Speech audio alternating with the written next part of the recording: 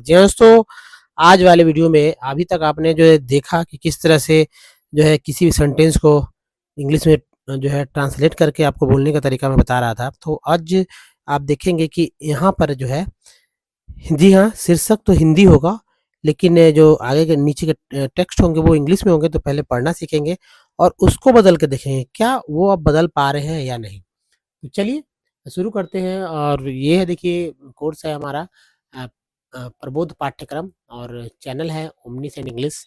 तो अगर नए हैं तो चैनल को सब्सक्राइब करके दोस्तों घंटी को ये दबाइए आने वाले वीडियो की जानकारी के लिए, और वीडियो पसंद है तो लाइक और शेयर ज़रूर कीजिएगा।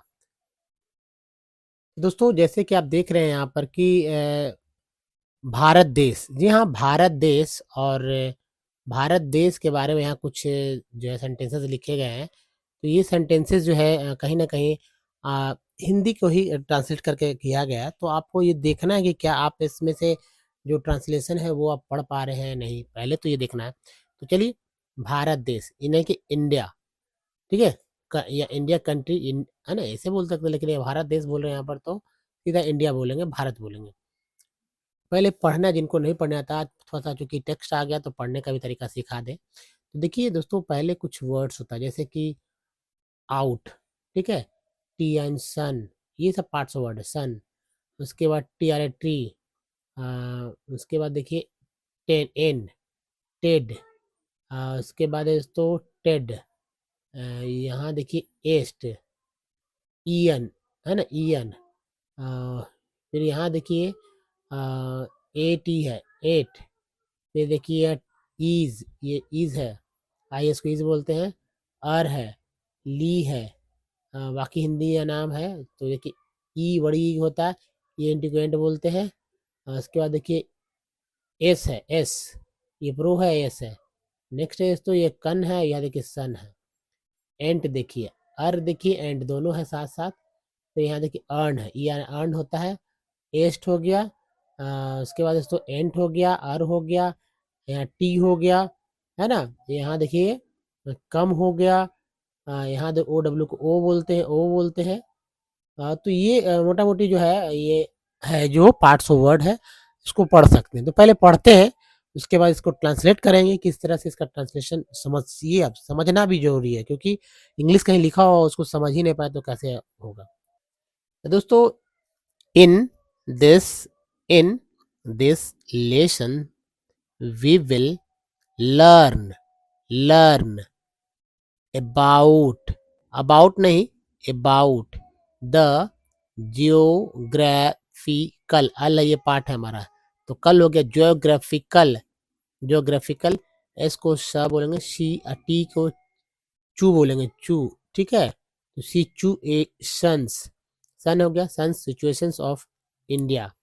It is a vast country in north Himalaya mountain, N को एन बोलते हैं, टी लगा टेन हो गया, माउंटेन इज सिचुएटेड, टेड हो गया ये, सिचुएटेड इन, ठीक है? Situated in east there is a way way of Bengal, in south Indian oceans, and in west Arabian oceans is situated. There are 29 states and 7 UT यानी union territories in this, है ना? In this land there are many rivers, namely Ganga, Yamuna, Yamuna, Godavari, Kaveri, Kaveri, etc. People speak different languages and profess the climatic conditions are also different. Here there is a cold in North India in December, and Jain को जन बोलते हैं, जनवरी, but people feel hot in southern part. Rama Gundam in Andhra Pradesh is the hottest place. ठीक है, hottest place. People wear different clothes and eat a variety of foods. Therefore, it is said that there is a unity in diversity.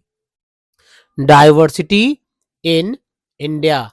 In this lessons, we will come to know about comparison. अब देखिए यहाँ संज्ञा से बड़ा, सबसे बड़ा, यहाँ कुछ सिखाया जा रहा है, लेकिन उस पर ध्यान नहीं देंगे। बाकी जो सेंटेंसेस है, इन सेंटेंसेस को आप पढ़िए, मेरे तरह पढ़िए जिनको नहीं पढ़ने आता है। अब देखिए इन सेंटेंस को जो है दोस्तों आप किस तरह से, जी हाँ दोस्तों, किस तरह से समझने का प्रयास करें। क्या आप कुछ समझ इसमें समझ पाए, या आप देखिए इसको, सेंटेंस को पढ़ के देखिए आप किसमें से कितना समझ पा रहे हैं। अगर आप समझ पा रहे हैं तो यानी कि कुछ आपके इंग्लिश पे कुछ जो है पकड़ है, ठीक है। कुछ तो नाम से आपको समझ में आ रहा होगा, और कुछ ऐसे ही अब नहीं भी समझ में आ रहा होगा। तो दोस्तों यहाँ पर मैं आपको बता दूं कि किस तरह से इसको सेंटेंस को बारी बारी सेंटेंस का जो है हिंदी करके मैं यहाँ बताऊंगा, तो आपको समझ में अच्छी तरह से आ जाएगा। एक तो नॉलेज भी मिलेगी, और दूसरा कि सेंटेंस को किस तरह से समझा जाता है वो भी आप यहाँ से सीखने वाले हैं। तो चलिए अब देखिए कुछ कुछ तो मैंने मिटा दिया, अब कुछ कुछ रहने देते हैं। तो ये रहा दोस्तों, अब काफ़ी हो गया। अब यहाँ देखिए, इन दिस लेसन्स, इस पाठ में we will learn about the geographical situations of India. हम भारत की भौगोलिक स्थितियों के बारे में जानेंगे। We will learn about the geographical situations of India. हम लोग भारत की भौगोलिक स्थितियों के बारे में जानेंगे, ठीक है। It is a vast country, यह एक विशाल देश है, ठीक है। वास्ट का मतलब हो गया विशाल। अब देखिए, इन नॉर्थ, उत्तर में, हिमालय माउंटेन इज सिचुएटेड, उत्तर में हिमालय पर्वत स्थित है। In east, in east there is a bay of Bengal, पूरब में बंगाल की खाड़ी है। तो आपको बोलना है कि पूरब में बंगाल की खाड़ी है, तो in east there is a bay of Bengal. In north Himalaya mountain is situated, ऐसे करके बोलेंगे। इन साउथ इंडियन ओशियंस, दक्षिण में हिंद महासागर। And in west, in west पश्चिम में अरेबियन सी इज सिचुएटेड। देखिए Himalayan is situated, Arabian is situated, यानी कि अरेबियन सागर, अरब सागर स्थित है। अब देखिए, there are 29 states and 7 union territories in this land. इस देश में 29 राज्य और 7 केंद्र शासित प्रदेश हैं, ठीक है। फिर से देखिए, there is a 29 states and 7 union territories in this land. There यानी कि इस देश में, इस देश में 29 राज्य और 7 केंद्र शासित प्रदेश हैं। There is a many rivers, namely Ganga, Yamuna, Godavari, Kaveri, etc। यहाँ गंगा, यमुना, गोदावरी, कावेरी आदि कई नदियां हैं। पीपल स्पीक डिफरेंट लैंग्वेज, लोग अलग अलग भाषाएं बोलते हैं। And profess the climate conditions are also different here, और यहाँ की जलवायु परिस्थितियां, और यहाँ की जलवायु परिस्थितियां भी अलग अलग हैं, ठीक है। कैसे बोले, and profess the climatic conditions are also different, यहाँ की जलवायु परिस्थितियां भी अलग अलग हैं। There is cold in north India in December, ठीक है। आप देखिए दिसंबर में there is cold in north India in December and January, दोनों एक साथ लेंगे। There is a cold in north India in December and January, मतलब कि उत्तर भारत में दिसंबर और जनवरी में ठंड पड़ती है, जो कि आप देख ही रहे हैं। लेकिन बट किंतु या लेकिन people feel hot in southern part, ठीक है। लेकिन दक्षिणी भाग में लोगों को गर्मी महसूस होती है। जब हम लोग उत्तर भारत में ठंड लगती है तो दक्षिण भारत में गर्मी महसूस होती है। अब देखिए, Ramagundam in Andhra Pradesh is the hottest place. Andhra Pradesh में रामागुंडम सबसे गर्म स्थान है। जिनको नहीं पता तो ये लिख लीजिए, याद कर लीजिए, आपके नॉलेज के लिए, ठीक है, कि रामागुंडम आंध्र प्रदेश में हॉटेस्ट या सबसे गर्म स्थान है। यानी कि कहा जा सकता है कि भारत का सबसे गर्म स्थान कौन सा है, तो आंध्र प्रदेश राज्य का रामागुंडम स्थान है।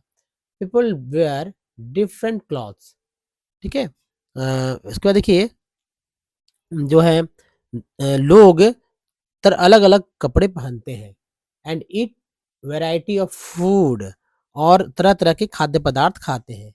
देयरफॉर, अब देखिए देयरफॉर का मतलब होता है इसलिए, देयरफॉर मीन्स होता है इसलिए, तो इसको याद रखिए। Therefore it is said that there is a unity in diversity in India.